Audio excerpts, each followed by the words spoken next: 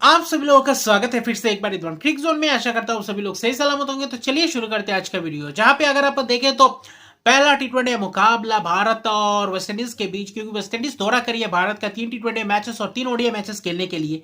जो भारतीय महिला टीम है और वेस्टइंडीज की महिला टीमों के बीच अच्छी खासी भिड़ंत दिखने को मिली। पहला टी20 में वेस्टइंडीज ने टॉस जीतकर पहले गेंदबाजी करने का फैसला लिया। वही भारतीय जो बल्लेबाज थे उमा चेत्री के साथ स्मृति मंदाना एक्सपीरियंस खिलाड़ी जो शुरुआत आज किया। सलामी जोरी ने अच्छी खासी प्रदर्शन करके दिखाया। अर्धशतकीय पार्टनरशिप दोनों ही बल्लेबाजों द्वारा। उमा चेत्री की जो भले ही रन से 24 रन बनाया 26 गेंदों में, लेकिन आक्रामक रवैया दिखाया। वहां पे इंटेंट जबरदस्त था। स्मृति मंदाना में भी कुछ फलटॉस गेंदों में भी अच्छी खासी चौके छक्के लगाए। जो एक अच्छा खासा एक्सपीरियंस बल्लेबाजों से वो उम्मीदें रहती है। जो ऊपरी क्रम के बल्लेबाज है, अच्छी खासी पावर प्ले का फायदा उठाते हुए आप चाहते हैं कि अच्छी खासी फायदा उठाए। पावर प्ले में भी देखे तो अच्छी खासी 50 रन बनाए थे। लेकिन गेंदबाजों हालांकि देखे तो चिनेली हेनरी को शुरुआती दूसरे अपने स्पेल के दूसरे ओवर में अच्छी खासी चौके लगाए, शॉट्स लगाए। फिर देखे तो जायदा जेम्स के एक ओवर में 13 रन जोड़े, जहां पे अच्छी खासी शॉट्स दोनों ही बल्लेबाजों ने लगाया पावर प्ले में। लेकिन एक ही गेंदबाज जो हेले मैथ्यूज कप्तान को भी अच्छी खासी रन पड़े कहीं ना कहीं।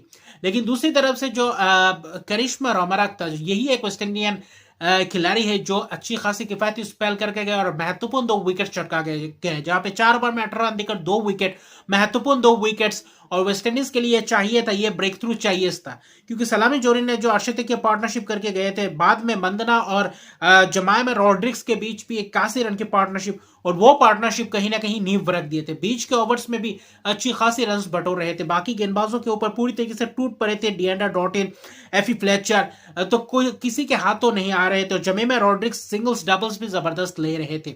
और वहां पे जमेमा रॉड्रिक्स की भी क्लासी इनिंग्स दिखा, और सिर्फ 35 गेंदों में 73 रन की पारी, जहां पे अर्धशतकीय पारी आखिर में जाकर रनआउट के तौर पर आउट हुए।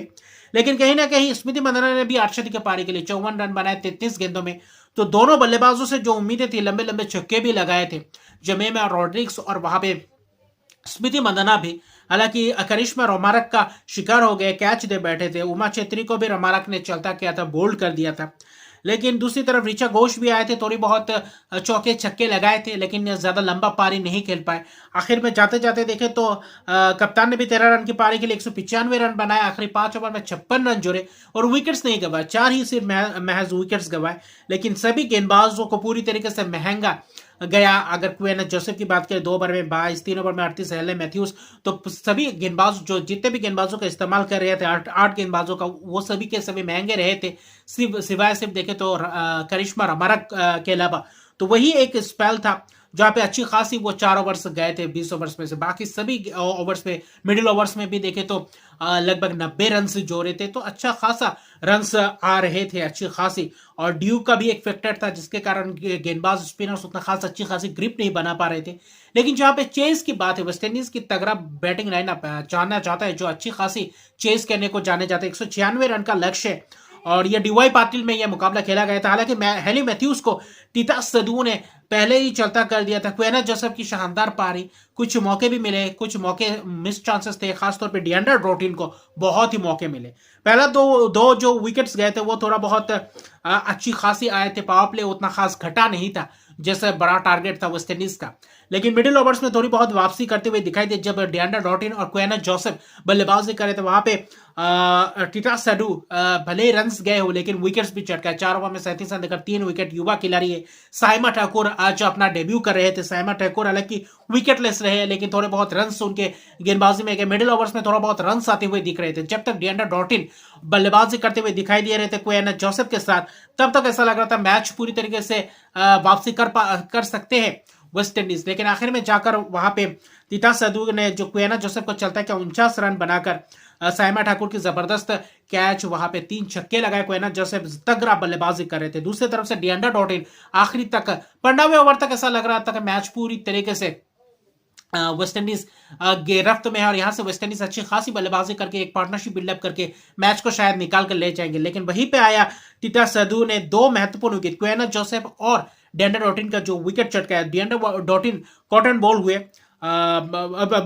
माफ कीजिएगा, राधा यादव के हाथों कैच पकड़े गए। लेकिन जो कैच 3 मौके मिले थे उसको अच्छी तरीके से भुनाया। 52 रन बनाए, 28 गेंदों में 3 छक्के, डिएंड्रा डॉटिन के बल्ले से भी लगा।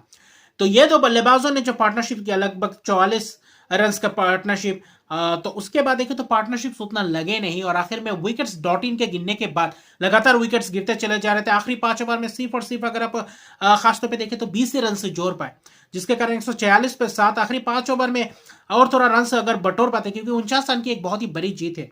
146 पे 7 विकेट 20 ओवर के अंत तक देखे तो जहां पे 3 विकेट तीता साधु की जबरदस्त गेंदबाजी के तहत, और वहां पे दो विकेट से चटकाए दीप्ति शर्मा और राधा यादव ने भी अच्छी खासी स्पेल, दीप्ति शर्मा ने भी बोल्ड किया था।